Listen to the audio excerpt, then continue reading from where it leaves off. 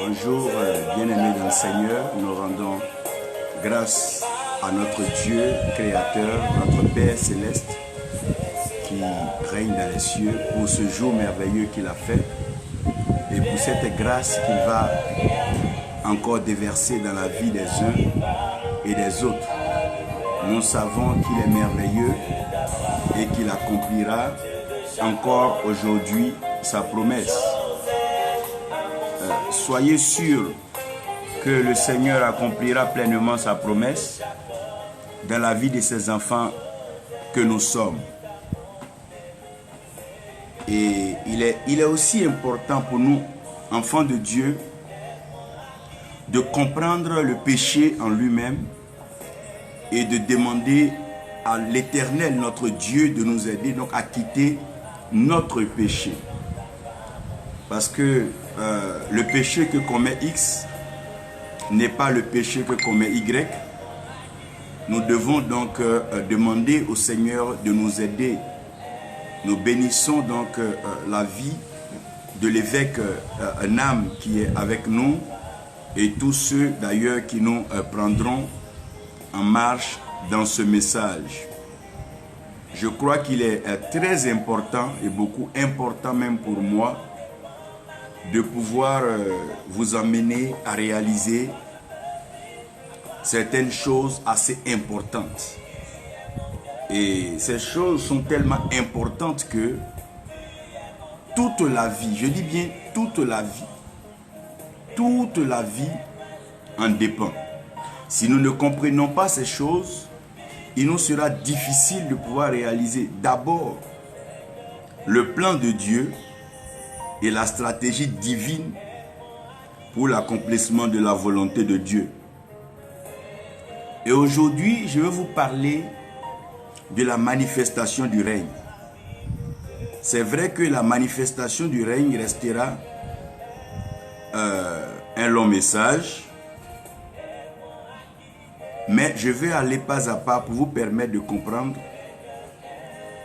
la manifestation du règne. Et vous allez comprendre que il y a deux choses très importantes dans le plan de Dieu.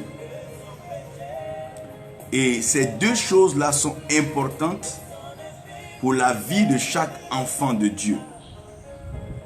Lorsque nous résumons cela dans la mission du Saint-Esprit, nous comprenons que de tout ce que l'Esprit vient faire, c'est vrai, nous conduit dans la plénitude de la vérité et dans le chemin tracé déjà par l'Éternel Dieu au travers de notre Seigneur Jésus-Christ. Nous réalisons donc la présence du Saint-Esprit dans notre vie par le don et par le fruit. Et aucun des deux ne doit manquer. Nous ne devons pas trop célébrer le don si nous ne voyons pas du fruit au bout du don. Nous ne devons pas trop apprécier, célébrer, bluffer l'arbre si nous ne trouvons pas des fruits ou le fruit digne de cet arbre. À quoi bon servira un manguier si ce manguier ne produit pas de mangue? Donc j'aimerais que vous sachiez aussi bien et aussitôt que dans la vie de tout enfant de Dieu, deux choses seront importantes. Le don qui est gratuitement donné par Dieu et le fruit qui est pleinement manifesté par Dieu, bien sûr avec la collaboration de l'homme qui est la terre. C'est pour ça, lorsque vous sémez une graine dans la terre doit être favorable à la mort donc de cette graine pour que cette graine puisse aussi pousser et donner donc l'arbre escompté, à la suite le tronc, les branches, les feuilles, les fleurs, mais surtout le fruit. Ceci me ramène à la manifestation du règne. Si nous concevons et nous définissons que nous sommes l'image et la ressemblance de Dieu. Ça veut dire que nous devons comprendre ce que c'est que l'image et nous devons aussi comprendre ce que c'est que la ressemblance de Dieu.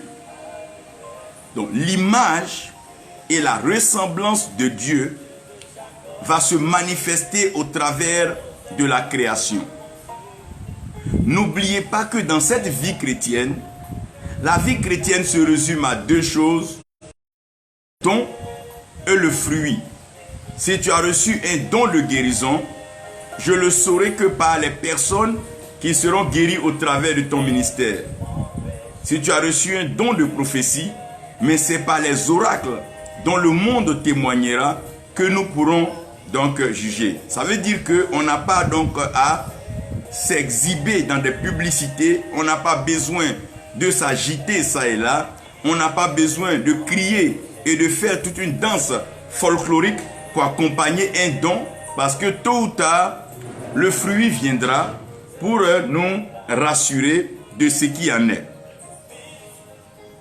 Je veux maintenant contrôler quelque chose avec vous. Et cette chose se trouve dans l'illumination et l'inspiration. L'illumination et l'inspiration. Donc à partir de l'illumination et l'inspiration, je pourrais donc entrer dans le message que je veux vous présenter aujourd'hui. Et je prie que vous suivez pas à pas. J'aurai 3 tests à vous donner. Le premier test, c'est Genèse 1, le verset 1 au verset 3. Nous aurons Romains 8, verset 19, 28 à 30.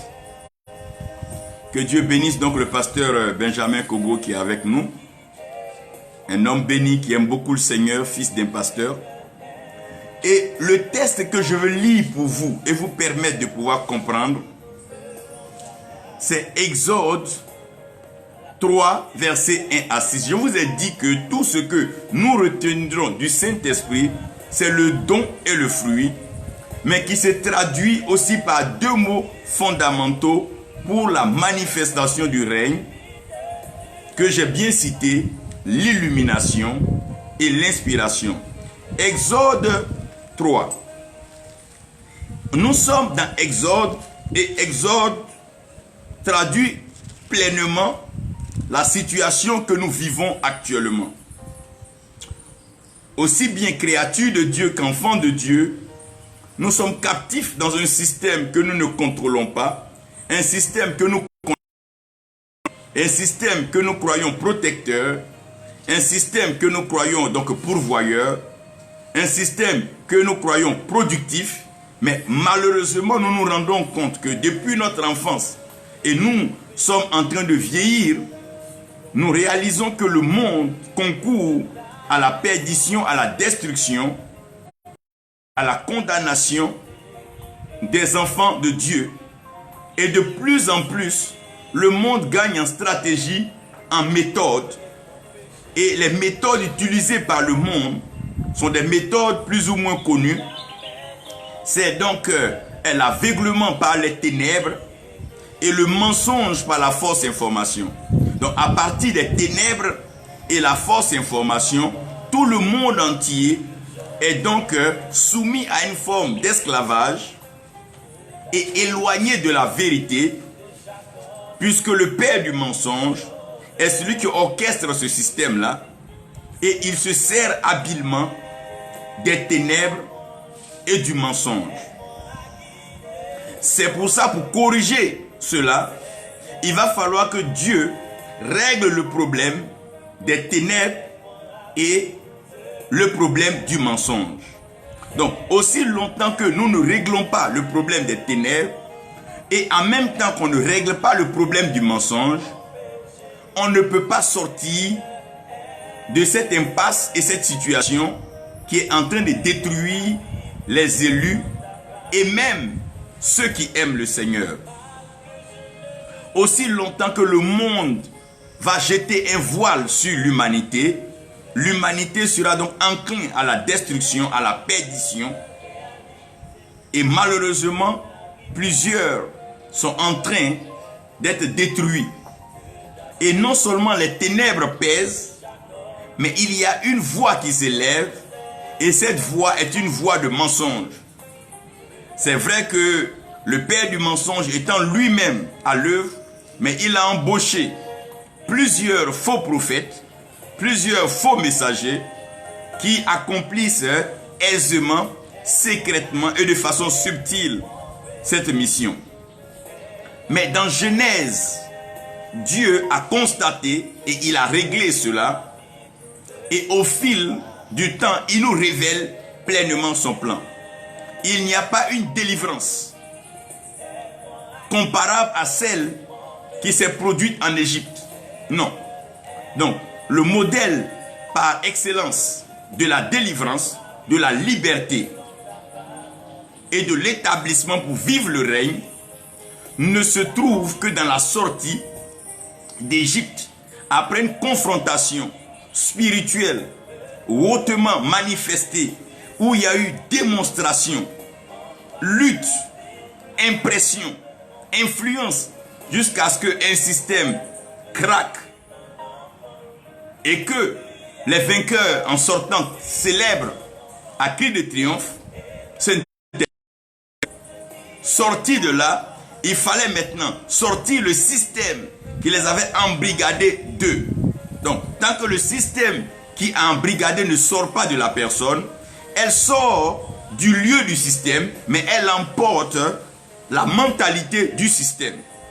C'est pour ça que quelqu'un qui a duré dans une pratique animiste, fétichiste, même si elle vient à l'église, même si cette personne venait à l'église, le fait qu'elle accepte le Seigneur, il va falloir créer les conditions de pouvoir donc sortir cet animisme de la vie de la personne en lui installant progressivement ce qu'on appelle le dispositif spirituel qui est le Saint-Esprit.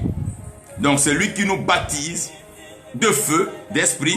C'est lui qui est notre consolateur, notre enseignant. C'est lui qui est notre pourvoyeur. Et c'est lui qui est notre guide dans cette marche jusqu'à ce que le retour de notre Seigneur soit confirmé. Exode 3, nous sommes en train de regarder ce qui se passe. Moïse avait pour habitude de travailler. Ça veut dire qu'en attendant ton mariage, en attendant ton voyage, en attendant tout ce que Dieu peut te promettre, il faut être en train de travailler. Parce que le travail, que tu veuilles ou pas, développe des aptitudes, des qualités dont tu t'en serviras dans le ministère, à savoir la discipline, la rigueur, la capacité à réfléchir et à appliquer un certain nombre de principes, parce que tout travail exige cela. Donc Moïse faisait déjà paître le troupeau de Jéthro, son beau-père. Donc même quand demain Dieu va te donner un peuple, tu ne pourras pas paître ce peuple-là si tu n'as pas appris déjà à encadrer, à enseigner et à discipliner 2, 3, 4, 5 personnes. Et le sacrificateur de Madian, il mena le troupeau derrière le désert. Il l'amène derrière le désert et vint à la montagne de Dieu. Quand on parle de la montagne, c'est l'élévation, c'est la puissance, c'est la concentration de la présence de Dieu. Donc Dieu est le Dieu des vallées, mais il est aussi le Dieu des montagnes. Mais souvenez-vous que c'est sur la montagne que la victoire est décrétée avant qu'elle ne soit donc finalisée dans la vallée. De la même chose que Dieu est dans le ciel, mais il accomplit ses œuvres sur la terre. Le ciel est représenté comme une élévation.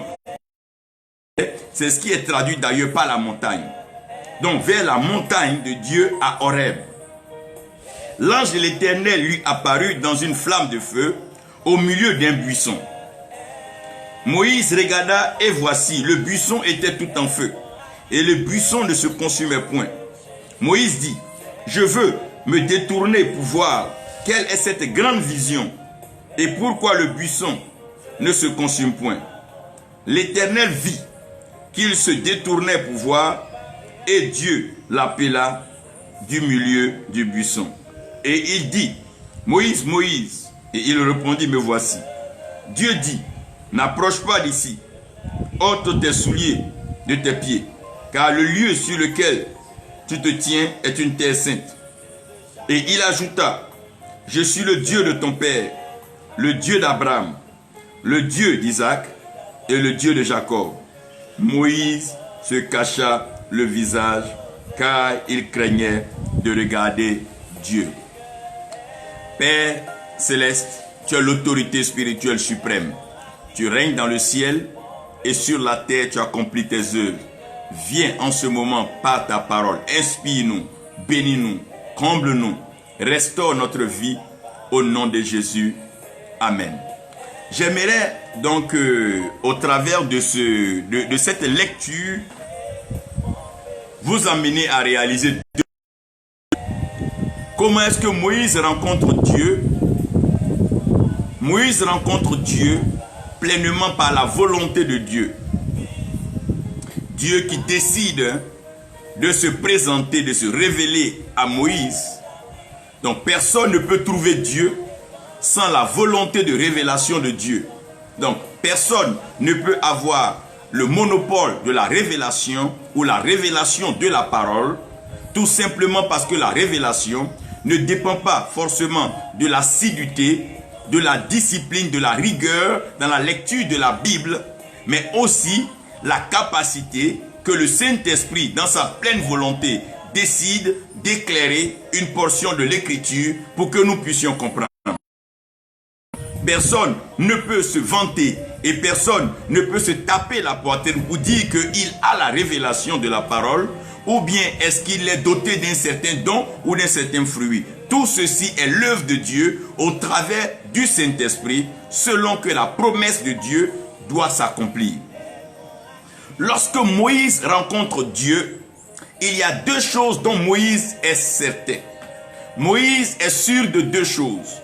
Premièrement, Moïse a vu un feu, donc une flamme. Quand on parle de feu, j'aurai l'occasion, pour ceux qui liront donc les 7 manifestations du feu et le mystère du feu, vous allez comprendre que le but du feu n'est pas seulement de brûler, mais le feu en lui-même a été conçu pour éclairer. À cause du fait que l'alimentation, le régime alimentaire que Dieu avait donné à Adam et Ève à la création, n'était pas donc un régime pleinement omnivore. Donc l'homme ne mangeait pas la viande et tout ça. L'homme mangeait donc les feuilles et l'homme se nourrissait des fruits. C'est pour ça que Dieu a dit à Adam, vous pouvez manger de tous les fruits de l'arbre de ce jardin. Mais en ce qui concerne le fruit de l'arbre de la connaissance du bien et du mal, donc l'homme était donc mangeur de fruits, consommateur de fruits. Le feu en lui-même servait d'éclairer. Et vous allez comprendre que lorsque le peuple va traverser le désert, la présence de Dieu comme étant la nuée, donc la colonne de feu, ne vient pas pour préparer. Ce feu ne vient pas pour brûler, mais ce feu vient pour éclairer. Donc la révélation du feu faite à Moïse était la révélation de la lumière. Donc celui qui n'a pas la lumière, celui qui ne connaît pas la lumière, aujourd'hui où nous vivons dans ce monde ténébreux, n'a même pas d'occasion, n'a même pas une petite opportunité, une petite chance de pouvoir faire un pas ou un progrès dans la vie chrétienne. C'est pas possible. Tu ne peux pas faire de progrès aujourd'hui sans l'illumination. Je reviendrai tout à l'heure dessus. Donc l'illumination nous permet d'avoir une ouverture des yeux et du regard. Et même quand nous avons la vision, quelle que soit la grandeur de notre vision, quelle que soit l'ouverture de nos yeux, si nous n'entendons pas la voix de Dieu, nous ne pouvons pas donc engager le chantier que Dieu nous donne. Donc les deux choses qui seront indispensables, qui vont déterminer, marquer le succès du ministère de Moïse, c'est bien sûr l'illumination et l'inspiration. Nous sommes illuminés, nous sommes éclairés par la lumière divine, mais nous sommes inspirés par la voix de Dieu. Donc, les deux choses que nous allons voir tout à l'heure, c'est l'illumination, donc la lumière divine, et la parole de Dieu qui est l'inspiration que Dieu nous accorde. La lumière parce que le monde est ténébreux. Si nous n'avons pas la lumière, nous ne pourrons pas naviguer, nous ne pourrons pas avancer. Et la voix de Dieu parce que notre ennemi, il est rusé et il est un menteur. Si nous n'avons pas la voix de Dieu qui est la vérité, nous ne connaîtrons pas la vie heureuse et la vie comblée.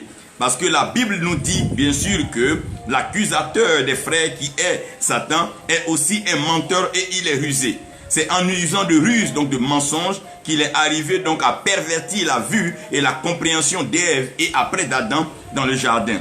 J'aimerais aujourd'hui vous emmener à réaliser une chose. Et cette chose-là, vous aider à savoir pourquoi nous avons besoin de la lumière divine. J'ai expérimenté quelque chose de cela 2 jours. Et cette chose m'a amené à vous dire certaines choses. Et je crois que vous allez me comprendre. Frère, les ténèbres n'ont pas de sens.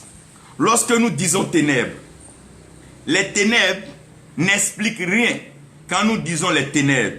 Même quand on dit l'obscurité, quand on dit noir, ça ne dit rien à quelqu'un. Mais je veux vous demander d'expérimenter quelque chose. Vivez dans une maison et un jour il vous arrive de perdre la source de l'électricité.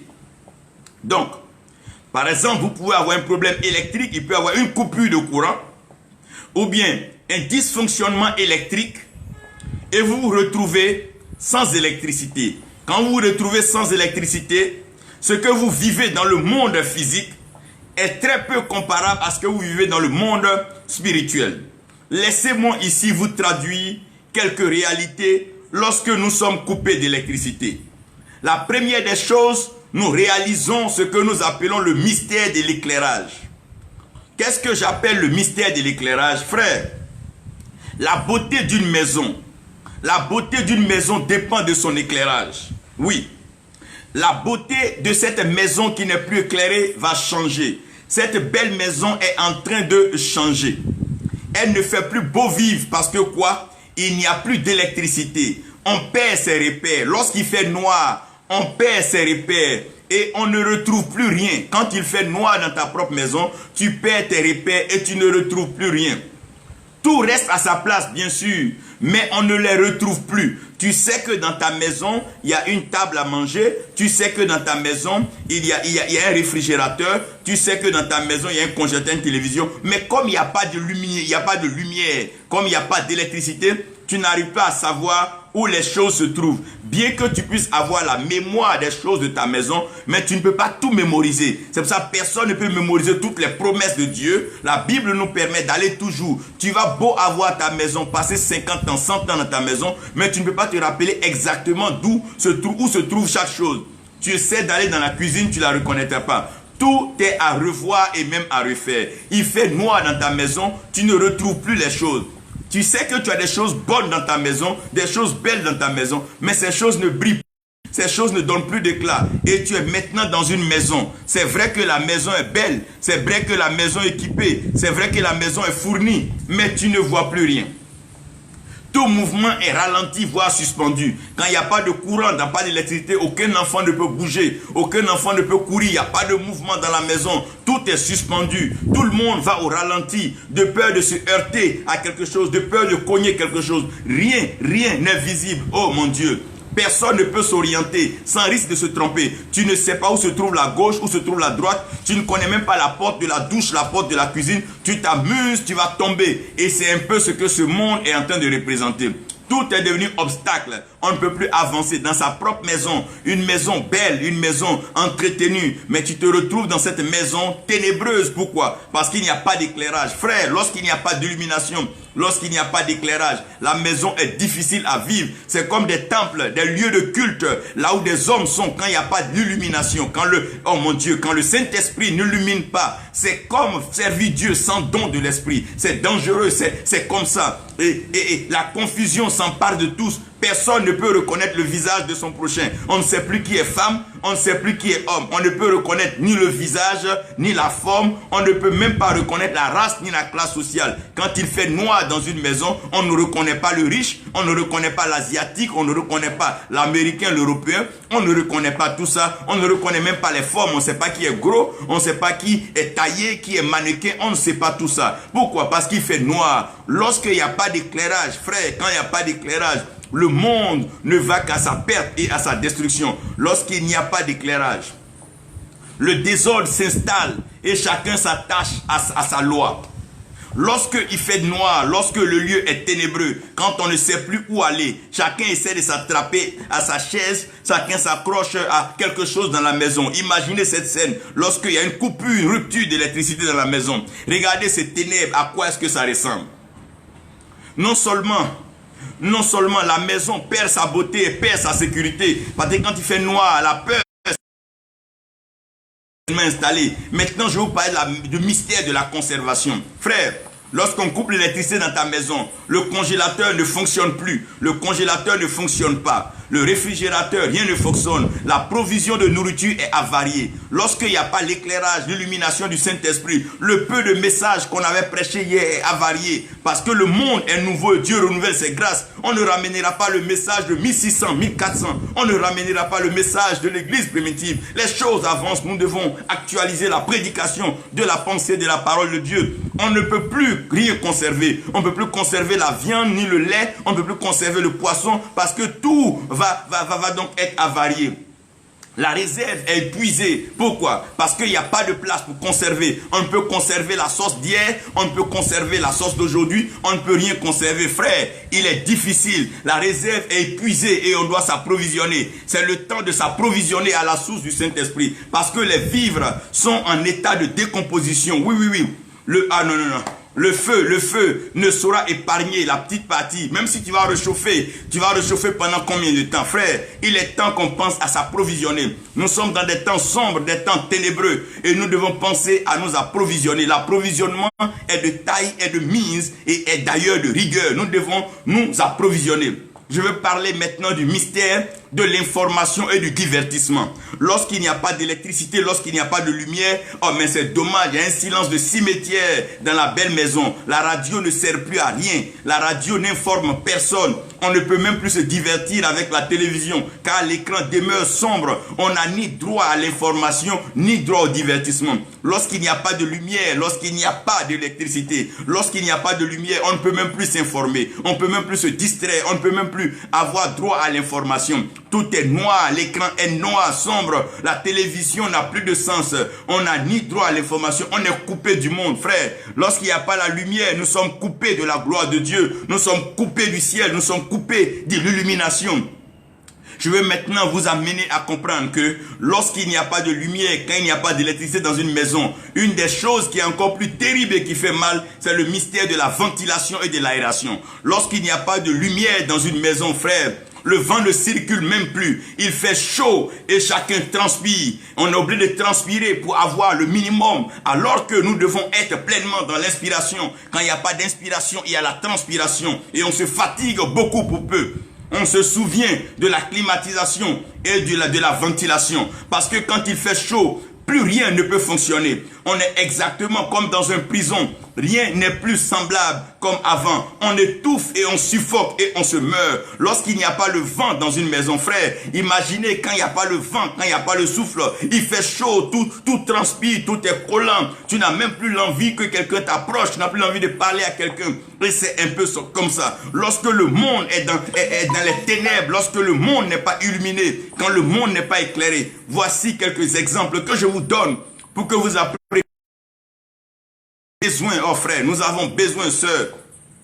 Nous avons besoin de l'éclairage et nous avons besoin de l'illumination. Oui, nous avons besoin d'être illuminés. Non. Nous avons besoin de rétablir la connexion divine. Nous avons besoin et nous savons que la vie reprendra et tout redeviendra meilleur. Oui. J'ai vu une âme sans vie, frère. J'ai vu un monde sans lumière. J'ai vu des lieux de culte sans don, sans fruit de l'esprit. J'ai vu des hommes se donner tous les noms sans don, sans fruit. J'ai vu des leaders sans illumination, sans inspiration. J'ai vu des chefs sans lumière, sans voix. Et c'est dangereux lorsqu'il n'y a pas de lumière et qu'il n'y a pas de voix. C'est comme un aveugle dans le noir conduisant des aveugles dans un noir. C'est certain que le trou prochain, personne n'épargnera et tout le monde va s'engouffrer, s'enfoncer dans cet enfer qui a toujours sa porte ouverte pour quiconque décide volontairement de s'engager dans le chantier de la vie sans s'accrocher à la lumière et à l'inspiration divine.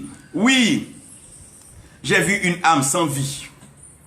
Oui, j'ai vu une âme sans vie. La déconnexion, la disconnexion de l'esprit. Oh mon Dieu, que vienne le souffle.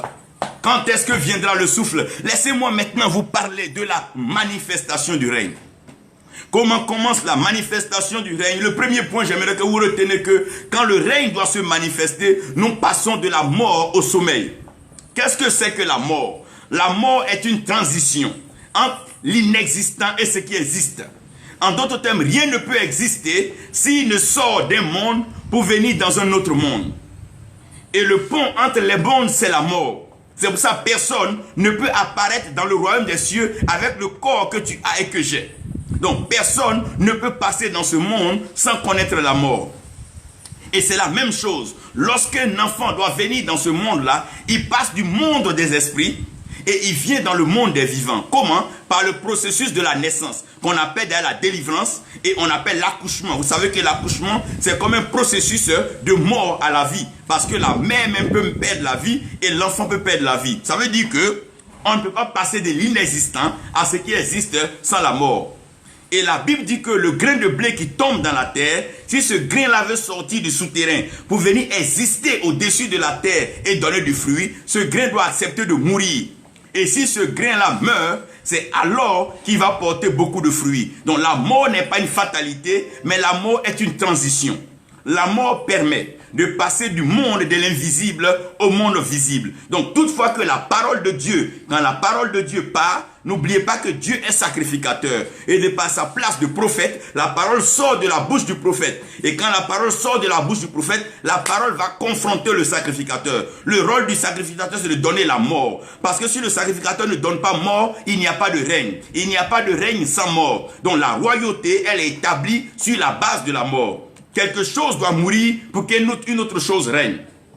Vous allez comprendre que quand on parle de l'héritage ou on parle du testament, au fait, le testament n'est valable que lorsque le testateur ou bien celui qui donne la position à régner ou la position à hériter meurt. Donc la mort est indispensable pour la transition et la mort est indispensable pour que ce qui est inexistant existe. Comprenez maintenant et ne prenez pas la mort comme la fatalité, mais arrivez tout simplement à déterminer les éléments de la mort. J'aimerais que vous sachiez ici que ce qui fait la force de notre vie chrétienne, c'est parce que Jésus-Christ est mort à la croix. S'il n'est pas mort à la croix, oui, et qu'il n'est pas ressuscité, qu'il n'est pas monté vers le Père, tout ce que nous sommes en train de dire et ce que j'essaie de vous dire, tout cela n'est qu'illusion et que parole d'homme. Mais ce qui permet d'avoir le fondement, ce qui permet à notre évangile, notre foi de tenir, c'est que Christ est mort et bien plus, il est ressuscité. Non seulement il est ressuscité pour nous donner la victoire sur la mort, mais il est monté vers le Père où il est assis à la droite du Père, intercédant à notre faveur, pas seulement l'intercession, mais accomplissant la promesse qui est l'Esprit. Donc, vous devez comprendre avec moi que tous ceux qui doivent avancer dans la vie avec Dieu doivent mourir à eux-mêmes. Si personne ne meurt à lui-même, il ne peut connaître la transformation. Donc tu ne peux pas connaître une manifestation de l'esprit si tu ne meurs pas à toi-même. C'est pour ça que les œuvres de la chair doivent mourir. C'est pour ça aussi que le baptême, nous mourons dans l'eau avec Christ et nous ressuscitons avec lui. La mort devient indispensable. Alors que la mort qui devient indispensable devient l'ingrédient par lequel le diable et le monde va commencer à faire peur à l'homme et à l'humanité. Une fois qu'on présente la mort, l'homme est prêt à se compromettre. Quand on parle de la mort des finances, la mort des relations, la mort des déplacements, alors l'homme est prêt à compromettre et même à pactiser, à livrer sa vie à tout. N'oubliez pas une chose. Dans le ciel, pour qu'une chose t'appartienne, il faille que cette chose-là soit identifiée à ton âme. Donc quand tu t'en vas vendre ton âme au diable, ça veut dire que plus rien ne t'appartient au ciel. Quand tu t'en vas vendre ton âme au diable, plus rien ne t'appartient au ciel. Parce qu'on sauve l'âme pour que l'âme puisse hériter. Mais si toi tu allais vendre ton âme au diable, ça veut dire que tu n'as plus ta part d'héritage. Tu as accepté d'aller donner ton âme au diable. Donc ton héritage sera bien sûr avec lui. Et l'enfer vous aidera bien sûr à faire votre partage. Et je pense que vous allez vous entendre là-bas. Mais laissez-moi ici revenir à mon message. Qu'est-ce que c'est que la mort? Je vais vous donner la définition de la mort en restant sur les 4 choses que j'ai expliquées tout à l'heure lorsqu'il n'y a pas d'éclairage, lorsqu'il n'y a pas de lumière dans une maison. J'aimerais que vous gardiez cette image et un jour, restez chez vous à la maison et qu'on vous prive d'électricité, vous allez réaliser ce que la maison n'est plus vivable. Tu ne peux plus rester dedans. Tu veux aller dehors. Tu es comme prisonnier dans ta propre maison, frère. Je prie que le monde soit illuminé. Je prie que ta vie soit éclairée, que ton ministère soit illuminé, que ta famille soit illuminée, que ta nation soit illuminée. Ce monde a besoin d'être éclairé, d'être illuminé. Et c'est bien sûr cela, la mission du don de l'esprit. Lorsqu'il y a un mort, quand quelqu'un est mort, frère, quand quelqu'un est mort, j'aimerais que vous sachiez une chose. Le mort a des yeux. Mais le mystère, c'est que les yeux du mort ne voient plus et ne perçoivent plus. Un mort peut mourir les yeux ouverts. Comme les yeux fermés, ce n'est pas important. Pas forcément fermés. Car même ouverts, ils ne peuvent rien voir. Le mort a des yeux, peuvent être fermés ou ouverts, mais ce qui est sûr, le mort ne peut plus rien voir. C'est pour ça au funérailles, on peut raconter sa vie, on peut mentir, le mort ne peut pas intervenir parce qu'il ne voit plus. Chacun peut mentir sur le mort, raconter sa vie sur le mort, faire sa théologie sur le mort, ça n'engage que lui. Si ce qu'il dit est vrai ou faux, seul le mort peut témoigner et ce dernier ne voit plus. Tout est rien et rien est tout. Parce que le mort où il est là, tout est rien, rien est tout. Il ne peut plus rien prendre, tout rien aussi ne peut encore le prendre. C'est fini comme ça. Il n'a pas de capacité à voir ni à percevoir. C'est un aveuglement total. Le mort est totalement aveugle. Donc une église morte est totalement aveugle. Un homme mort est totalement aveugle. Un système mort est totalement aveugle. Un ministère mort est totalement aveugle. Parce que quand tu es mort, tu ne vois plus et tu ne perçois plus. Bien que tu essaies d'ouvrir grandement tes yeux, mais on ne voit rien. Tout passe sous nos yeux. Et nous sommes impuissants car nous assistons à une scène que nous voyons. Mais les yeux n'ont pas la permission de pouvoir voir. Le mort n'a pas la permission de pouvoir voir. C'est vrai que ses yeux peuvent être ouverts ou fermés, mais il ne peut pas voir. Ils resteront aveugles jusqu'à ce que vienne l'esprit. Les yeux des uns et des autres resteront fermés jusqu'à ce que vienne l'esprit. Aussi longtemps que l'esprit ne vient pas, l'aveuglement sera toujours la mission que le monde va assigner à ceux qui vont essayer de se réveiller. Jusqu'à ce que vienne l'esprit. Le premier signe du mort, c'est l'aveuglement. Le mort ne voit plus. Il fait semblant de pouvoir collaborer avec des pratiques terrestres pour voir, des pratiques aquatiques pour voir, mais il ne voit plus. C'est d'ailleurs pourquoi les pandémies, les grands événements de ce monde nous surprennent, mais on ne voit plus. On ne voit pas. Parce que le mort, il ne voit pas. La deuxième chose, c'est le mystère des oreilles qui entendent et qui ne comprennent pas. Paul a dit, comme Esaïe l'avait dit, même en voyant, ils ne percevront pas. Le mort, il ne voit pas, il ne perçoit pas. Et le mort n'entend pas, il ne comprend pas. C'est vrai qu'on dit non, si on fait ça, le mort va venir me tuer. Mais le mort n'entend pas, le mort ne comprend pas. Il est mort, c'est fini. Les oreilles là, ça ne fonctionne plus. Le mort là, il n'entend pas. Et le mort, il ne comprend pas. Pas forcément fermé, car même ouvertes, elles ne peuvent ni rien entendre. C'est ça. Les oreilles du mort ne peuvent rien entendre. Tout est rien et rien n'est tout. Pas de capacité à entendre ni comprendre. C'est la surdité totale. Lorsqu'une église est morte, lorsqu'un homme est mort, lorsqu'un pays est mort, lorsqu'un système est mort, c'est la surdité totale. Tout le monde est sourd. C'est un discours de sourd. On n'entend rien. On ne comprend rien. Tout se passe, tout se dit. Ce qui est sûr, c'est qu'on n'entend plus rien. On n'entend même pas la voix de Dieu. Le mort n'entend plus la voix de Dieu. Il est sourd. Les oreilles n'ont plus la permission d'entendre. Elles resteront sourdes jusqu'à ce que vienne le souffle. Jusqu'à ce que vienne l'esprit. Oui, jusqu'à ce que vienne le Saint-Esprit. Les hommes, l'église restera comme sourde. Et le mystère de la bouche qui ne peut ni manger ni parler. Une bouche qui ne peut ni manger et ni parler. Aussi longtemps qu'un homme est mort, frère, sa bouche, qu'elle soit ouverte ou fermée, ce qui est sûr, la bouche ne peut plus manger, la bouche ne peut plus parler. Mettez toutes les nourritures devant un mort, le mort ne pourra pas manger parce que le mort ne peut pas parler. Oui, j'aimerais vous dire une chose. Le mort ne peut plus manger et le mort ne peut plus parler. Vous allez aller déposer la nourriture devant des idoles, ils ne mangent pas, c'est quelque chose qui est mort. Vous allez apporter la nourriture aux ancêtres, c'est fini ça. Quand le mort est mort, il ne mange plus et il ne parle plus. Tout est rien et tout ressemble à tout. C'est un mutisme total. Il est muet comme muet. Il ne parle pas total. Rien ne se voit. Rien ne peut se dire. Et la quatrième chose par laquelle je vais vous parler,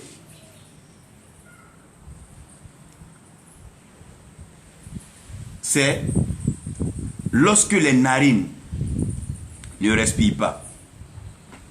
Le mort a des narines, mais il ne peut pas respirer et il ne peut pas sentir. On peut lui apporter une bonne nourriture, mais il n'a plus la capacité de pouvoir sentir. Pourquoi? Parce que les narines ne fonctionnent plus. Et elles resteront fermées à ce que vienne le souffle. Parce que c'est le souffle qui va donner la vie. Quand vous regardez dans Genèse, la Bible dit « Et l'Éternel Dieu souffla dans les narines de l'homme, et l'homme devint une âme vivante. » Ça veut dire, avant que l'homme ne devienne une âme vivante, l'homme était certainement une âme morte.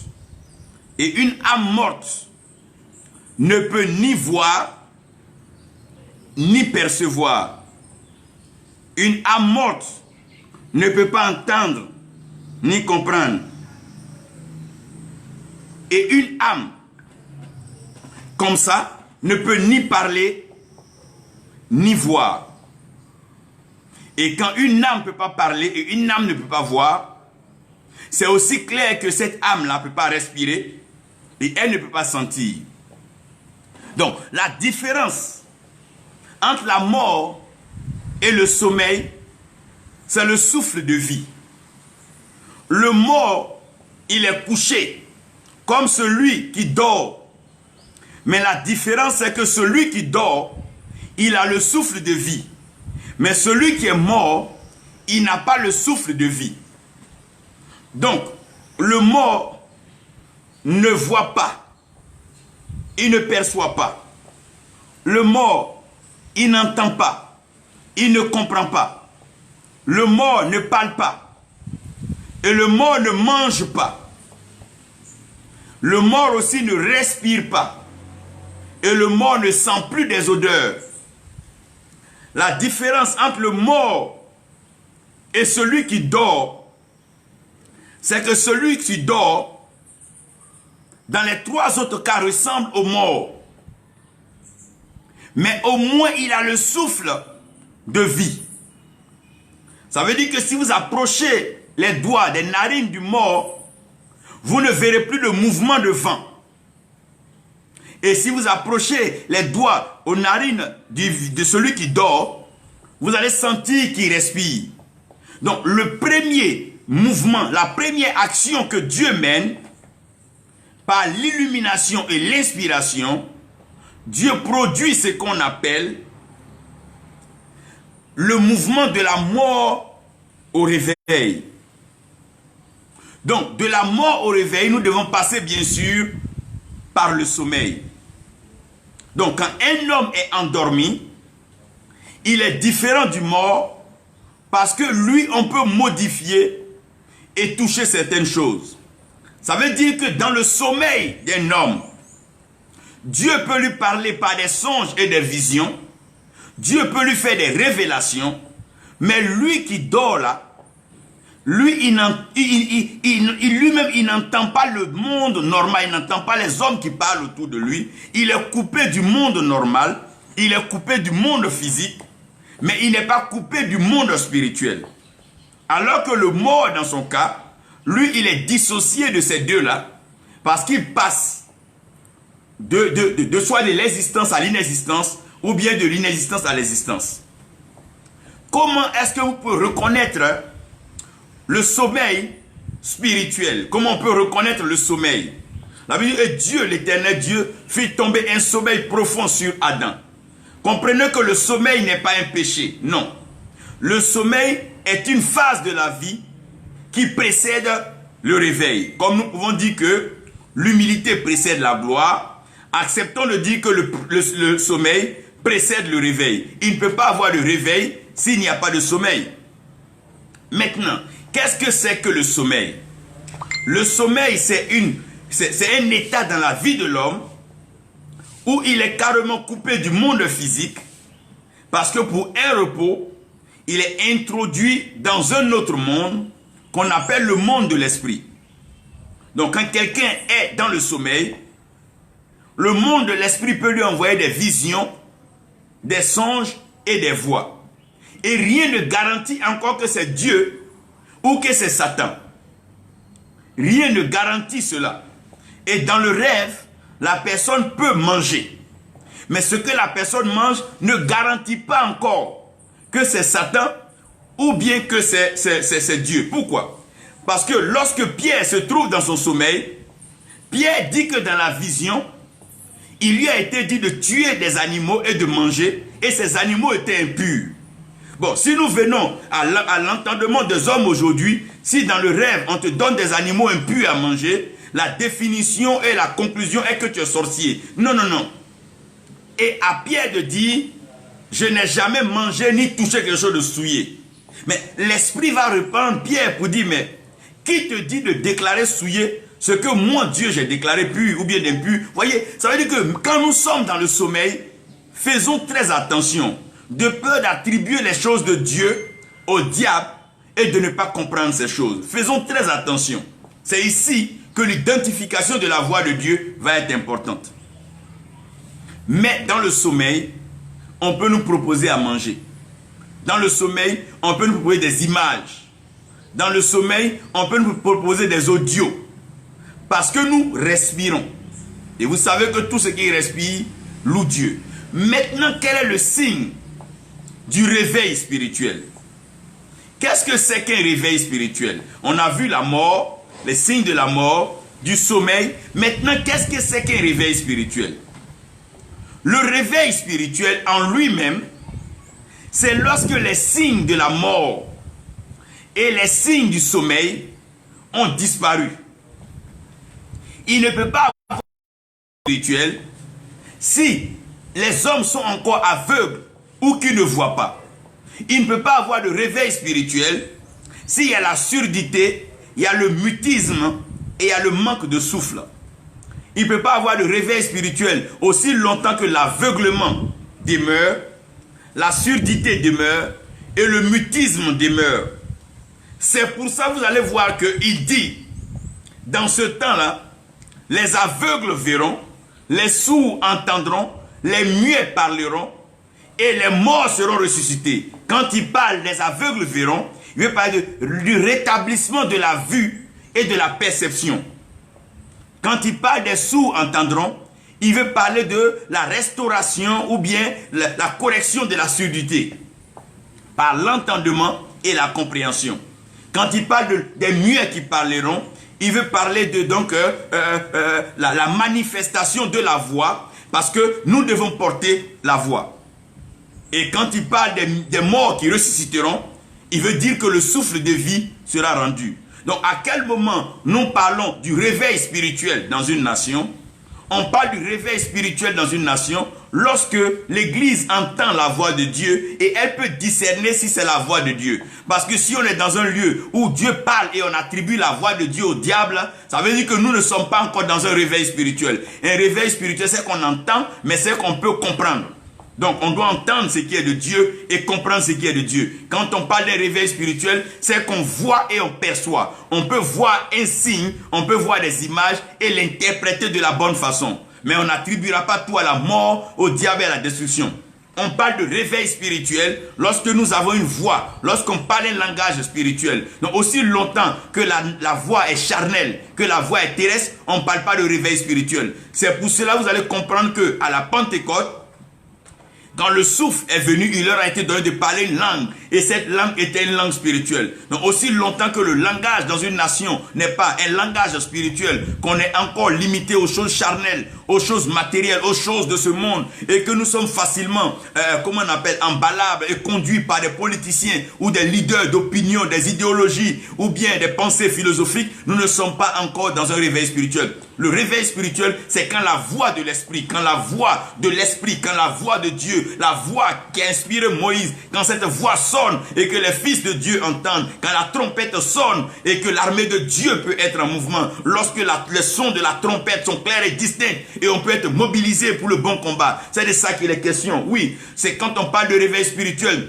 c'est que la voix de l'esprit, c'est qu'on entend la voix de Dieu. On entend l'ainsi parle l'Éternel. Je ne parle pas des messages, des motivations. Je ne parle pas de ces encouragements. Nous en avons besoin au quotidien. Mais quand on parle de réveil spirituel, ce n'est plus une question de motivation. Ce n'est pas une question d'agitation. Ce n'est pas une question de réconfort. C'est une question de la voix de Dieu. C'est une question de la direction. C'est une question d'être guidé, d'être orienté dans la marche. Voici ce que c'est que le réveil spirituel. Et quand il y a le réveil spirituel, l'église respire. Quand on parle de la respiration, on parle du vent. Alors que la Bible, là où il y a l'esprit, là où il y a le vent, il y a la liberté. Regardez bien, quand le vent souffle, tu es libre.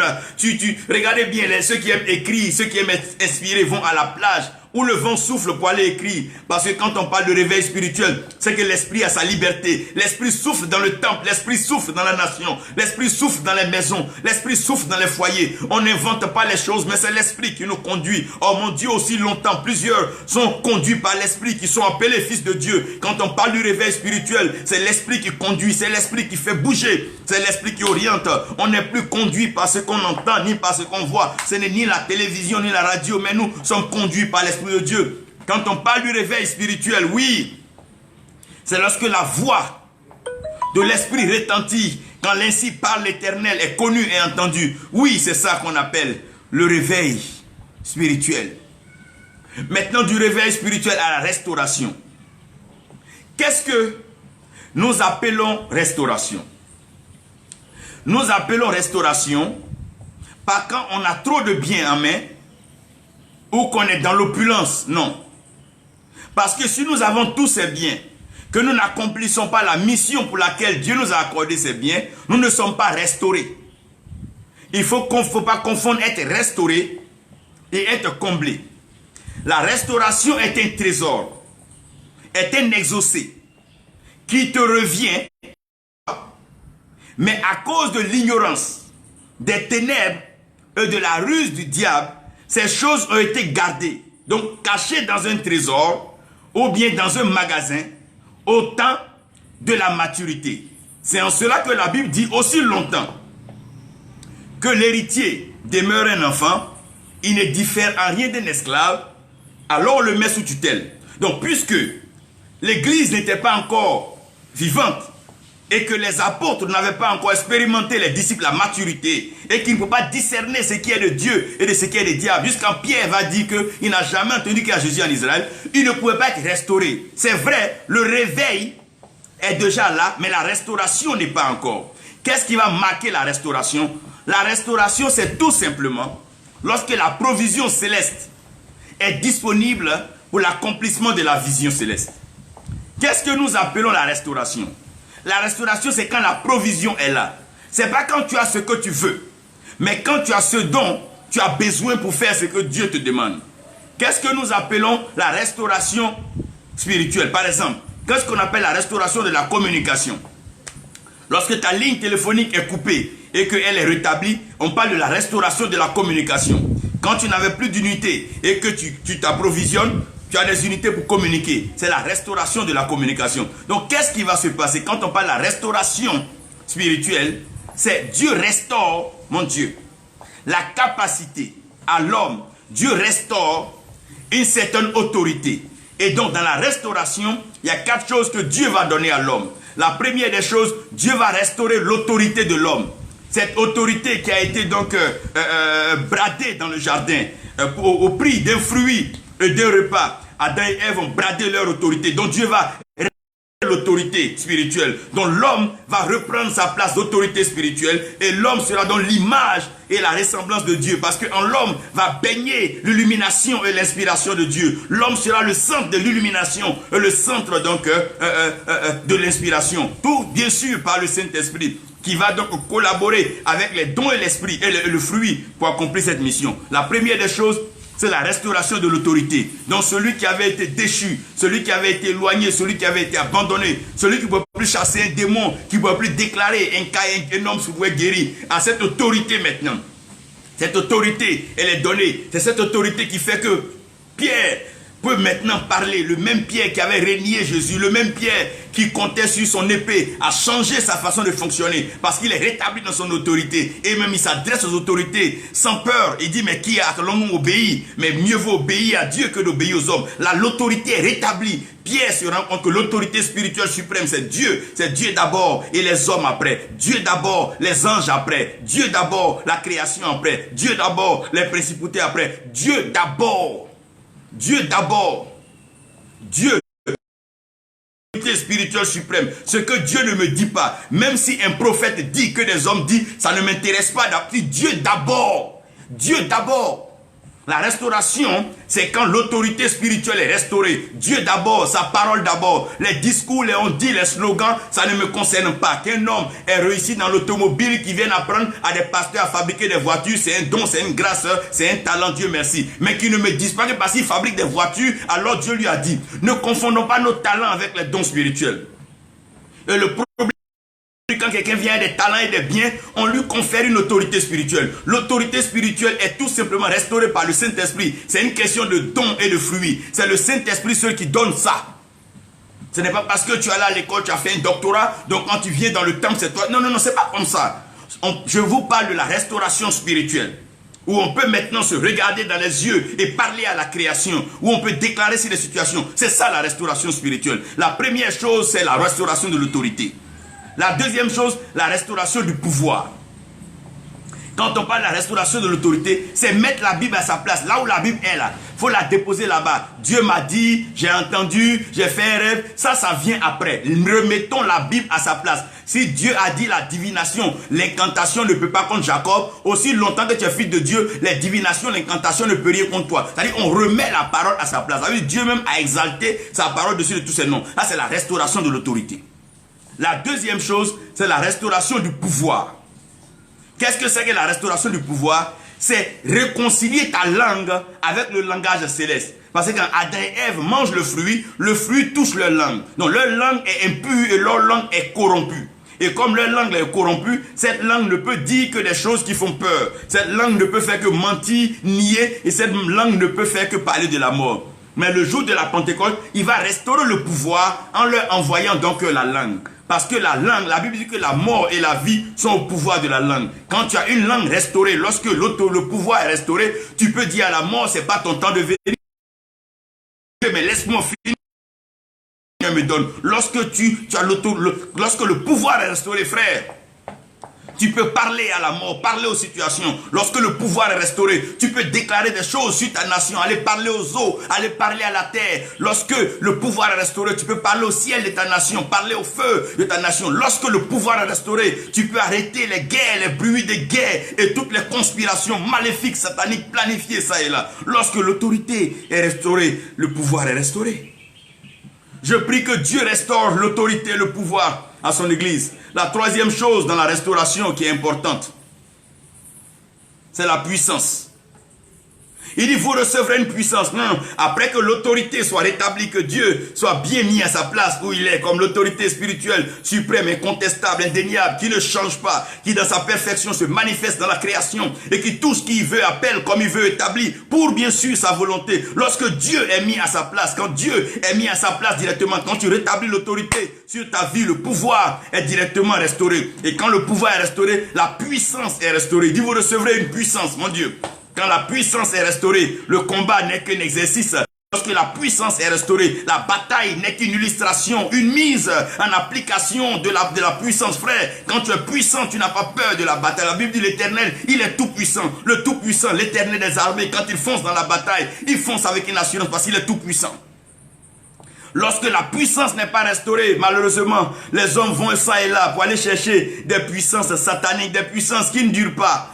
Des éclairs des feux de paille qui ne peuvent pas durer. Frère, nous avons besoin de la restauration de la puissance. Je parle de la vraie puissance de Dieu. Quand tes ennemis viennent, ils savent que tu as un Dieu. Quand ils s'attaquent à toi, ils réalisent que tu as un Dieu. Je suis en train de parler de la restauration de la puissance. Si l'église n'est pas revêtue de puissance, si les nations ne sont pas revêtues de puissance, elles ne pourront pas avancer. Aujourd'hui, les nations les plus puissantes, dites la loi aux nations les plus faibles.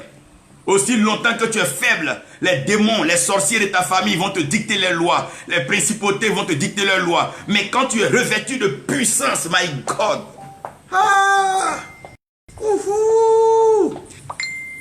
Quand tu es revêtu de puissance, c'est vrai. La puissance et le Saint-Esprit. Oh mon Dieu. La restauration de la puissance. Ça, c'est la troisième. Quand on parle de la restauration, ce n'est pas accumuler des biens, des voitures, des trucs. Non, non, non, non. C'est une restauration d'autorité. Quand tu parles, il y a un silence. Il y a la restauration du pouvoir. Tu as le pouvoir et l'autorisation et la restauration de la puissance. Pierre était arrivé à un certain niveau de puissance que son nombre, les malades, sur son nombre passe sur des malades, les malades sont guéris. Directement, les malades sont guéris. Quelle puissance! Quelle puissance! Quelle puissance! La quatrième des choses, c'est la restauration de la force. Lorsqu'une nation entre dans la restauration, premièrement, la terre est restaurée.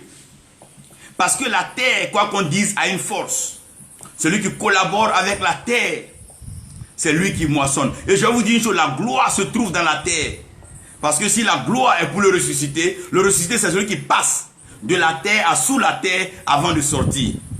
Parce que dans la terre, Dieu a enfoui des trésors. L'or et toutes les pierres précieuses qui font donc la célébrité de ce monde-là se trouvent ça dans la terre. Le pétrole, l'uranium se trouvent dans la terre. La terre a une force. Le propriétaire de terre a une force sur sa terre. Oui. Il va restaurer la force de l'eau. Si l'eau peut produire des poissons, l'eau peut produire le courant, l'eau peut produire l'électricité, que l'eau, par ses vagues, peut laver, l'eau peut servir au baptême. Frère, l'eau a une force. La force du feu, frère. La force du feu, je n'ai même pas besoin de vous expliquer. Prenez une arme à feu ou même une machette, menacez quelqu'un. Vous allez voir que la personne va céder. Parce que le feu a une force. Celui qui a le feu a une force. Et la force du vent. Quand le vent souffle, il emporte tout sur son passage. Quand le vent est engagé, quand le vent souffle sur une nation, quand le vent souffle sur un pays, quand le vent souffle sur une église, quand le vent souffle sur la ville, le vent souffle, quand le vent rend favorable la destinée de Dieu. Jésus-Christ dit, celui qui est né de l'esprit, alors lui, il est devenu comme le vent, on ne sait plus d'où il vient, on ne sait pas où il va, on l'entend souffler seulement. On l'entend souffler. Quand Dieu restaure ta force, tu ne te fatigues plus. Tu ne t'évanouis plus, non, tu ne meurs plus, tu es restauré. Qu'il restaure l'autorité, qu'il restaure le pouvoir, qu'il restaure la puissance et qu'il restaure la force. Voici maintenant, quand la restauration est connue, nous parlons maintenant de la manifestation du règne. La manifestation du règne. Qu'est-ce que c'est que la manifestation du règne? La manifestation du règne se traduit ainsi. Lorsqu'un serviteur de Dieu, lorsqu'un enfant de Dieu, lorsqu'une fille de Dieu est restaurée, elle occupe pleinement sa fonction royale, sacerdotale et prophétique. De telle sorte que partout où cette personne arrive, elle éclaire le lieu parce qu'elle transporte une lumière. Donc la manifestation du règne, c'est l'illumination. Parce que le monde ne peut être éclairé que par la lumière que toi et moi nous sommes. Donc si nous devons donc manifester le règne, nous devons donc illuminer le monde. La Bible dit que la création toute entière attend avec un ardent désir la révélation des fils de Dieu, parce que la création a été longtemps sujet d'opprobre. Pourquoi? Parce que les ténèbres humilient, les ténèbres ridiculisent et les ténèbres rendent impuissants. Donc la lumière vient redonner cette dynamique, redonner cette joie, cette foi à la création de pouvoir vivre. C'est pour ça que Jésus-Christ dit, vous êtes la lumière donc, de ce monde. Il dit, lève-toi, sois éclairé, car ta lumière est venue. Donc, le signe de la manifestation, c'est quand nous éclairons, frères, c'est quand nous éclairons les villes, nous éclairons les villages, nous éclairons nos frères, nous éclairons nos sœurs. C'est ça que nous appelons la manifestation du règne de Dieu. La manifestation du règne de Dieu, c'est la lumière. Voir la lumière de Dieu. Quand Christ est né, on a vu l'étoile brillante du matin. C'est ça, Dieu dit à Abraham, tes enfants seront comme les étoiles du ciel. C'est ça, éclairé. Daniel a entendu cela. Dieu lui a dit, ceux qui parviendront à cette connaissance vont éclairer, mon Dieu, vont éclairer. Et ils vont briller comme les étoiles, mon Dieu. Nous avons besoin d'éclairer. Et nous ne pouvons pas éclairer sans le don du Saint-Esprit. Ce n'est pas possible. Un homme qui est restauré, partout où il va, il éclaire. Dans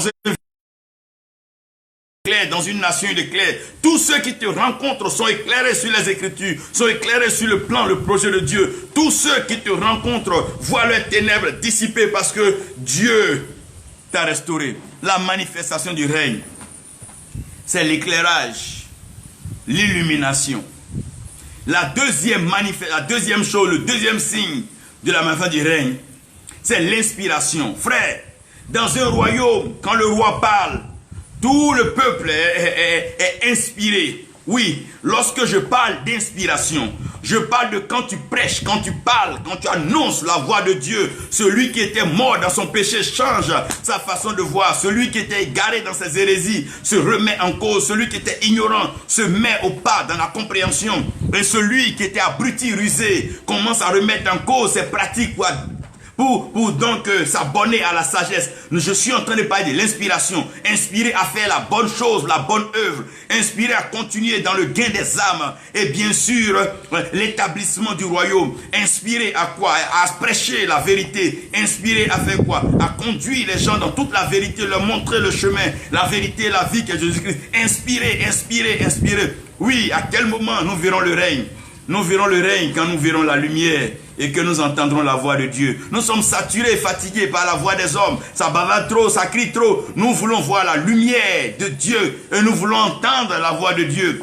Les gens sont venus vers les disciples. Ils disent, nous voulons voir Jésus. Nous voulons voir. Non, c'est pas vous, on veut le voir. C'est pas nous. Tous ces titres pompeux, ces publicités, ça et là, à la télévision, à la radio, le monde en est fatigué. On nous voit depuis, rien n'avance, rien ne change. Mais le monde a un problème fondamental et réel. Le monde a besoin de la manifestation du règne de Dieu. Les hommes ne sont pas venus sur la terre pour voir un homme. Ils sont venus pour voir Dieu parce qu'ils sont l'image et la ressemblance de Dieu. Ils veulent voir Dieu, la création tout entière. On veut voir Dieu.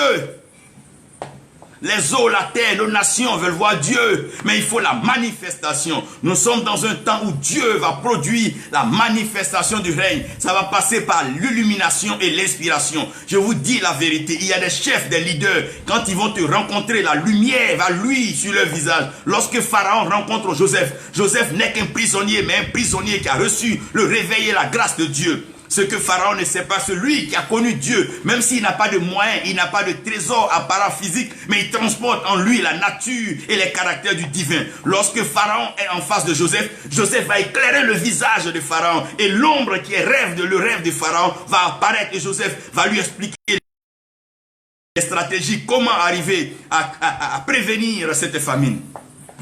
Quand tu es éclairé, quand tu es illuminé par Dieu, même quand tu es assis devant les leaders, les décideurs de ce monde, ils savent que tu transportes en toi, ah mon Dieu, l'espoir, la solution des problèmes de l'humanité. Et lorsque tu manifestes le règne de Dieu, quand tu parles, les hommes écoutent et les hommes s'exécutent. La nature t'entend, elle s'exécute. Et la création célèbre. Je prie aujourd'hui au nom de Jésus que deux choses, nous attendons que deux choses dans l'église. Nous attendons que deux choses dans le monde. Loin des mensonges et des témoignages fabriqués. Loin des organisations secrètes, des mises en scène. Nous voulons voir le don et nous voulons voir le fruit de l'esprit. Il n'y a pas de passion, ni fruit de l'esprit. Quand l'amour de Dieu va triompher de notre vie, notre ego, notre méchanceté, Nous serons porteurs de vie au lieu de messagers de mort. Nous serons porteurs de solutions au lieu de créateurs de problèmes. Il y a deux choses que le monde retiendra de tout homme. Les problèmes que tu as créés sur la terre et les solutions que tu as apportées sur la terre. Tu es libre d'agir comme tu veux, mais comment est-ce que tu veux marquer ce monde? En créant des problèmes ou en apportant des solutions? Veux-tu être quelqu'un qui va enduire en les mettant dans les ténèbres par des mensonges, ou veux-tu être quelqu'un qui va éclairer le monde en le soumettant à la lumière de Christ? Veux-tu être quelqu'un qui veut décourager quelqu'un dans le projet de Dieu, ou être une inspiration divine pour l'encourager et l'amener à réaliser ce que Dieu a mis devant lui? Que choisis-tu d'être? Ce qui est sûr, nous sommes dans une saison de manifestation. Le mal peut se manifester, mais le bien peut se manifestera. Que choisis-tu? Nous sommes dans le temps de la manifestation. Tu es une lumière et cette lumière doit briller. Cette lumière va éclairer les vies. Cette lumière va éclairer, oh mon Dieu, les nations, les grands de ce monde viendront s'asseoir pour t'écouter parce que le monde a besoin de lumière et d'inspiration. Dans cette pandémie, cette situation chaotique, dans ces chômages et ces difficultés que l'Europe, l'Amérique et les nations, l'Afrique sont en train de connaître, qui veut éclairer, qui veut inspirer. Lorsque tu es éclairé, tu découvres des choses, mais quand tu es inspiré, tu dis des choses. Regardez, regardez à Madagascar, un petit pays, il oubliait juste une potion, une coction. Vous voyez que tout le monde court vers ce pays. Une petite solution, un petit liquide fait, conçu. Frère, nous sommes dans le temps de l'illumination et dans le temps de l'inspiration. Je prie que l'Église sorte de la mort, que l'Église sorte de son sommeil et que le réveil puisse nous amener à la restauration. Et que cette restauration nous conduise dans la manifestation du règne. Où quand on te verra, on verra la lumière divine et on verra l'inspiration divine. Quand Moïse a vu Dieu, il a vu un feu qui était là.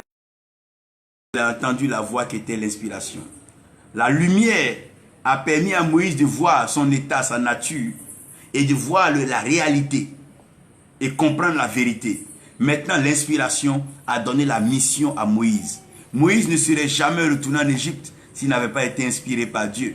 Et Moïse n'aurait jamais su que Dieu était saint et que la montagne était une montagne de vérité s'il n'avait pas vu la lumière. Je prie que tu ne quittes pas la terre des hommes et que tu ne serves pas Dieu sans avoir été illuminé et inspiré. Que la paix du Seigneur repose sur vous et que la grâce de notre Seigneur Jésus-Christ illumine et inspire votre vie pour recevoir cela et que cela se manifeste pleinement, sans interruption, sans rupture, maintenant et pour toujours.